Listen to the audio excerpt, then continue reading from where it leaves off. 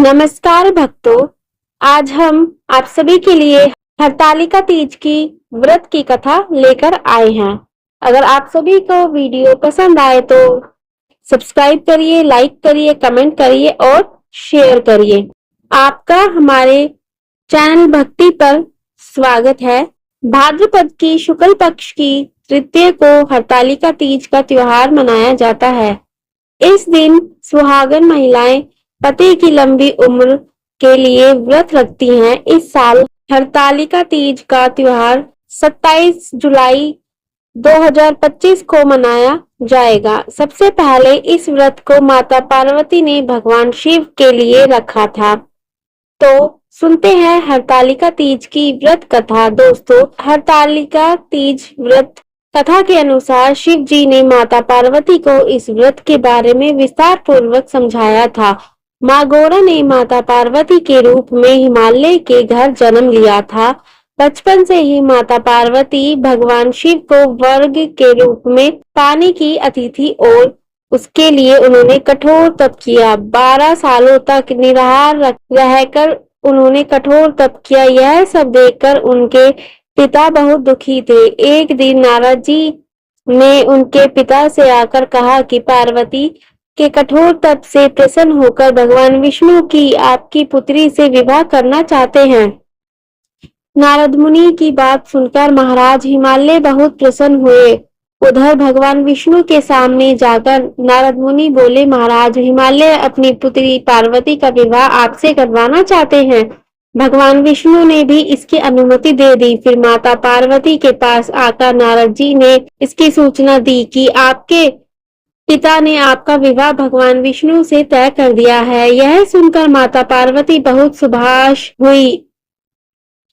उन्होंने अपनी सखी को बताया कि वह भगवान शिव को पाने के लिए यह व्रत कर रही है। माता पार्वती की इच्छा अनुसार उनके पिता महाराज हिमालय की नजरों से बचकर उनकी सहेलियां माता पार्वती को घने सुनसान जंगल में स्थित एक गुफा में छोड़ आई। यहीं रहकर उन्होंने भगवान शिव को पति के रूप में पाने के लिए कठोर तप किया, जिसके लिए उन्होंने रेत पर एक शिवलिंग की स्थापना की। संयोग से हस्त नक्षत्र में भाद्रपद शुक्ल तृतीया का पहला दिन था जब माता पार्वती ने शिवलिंग की स्थापना की थी।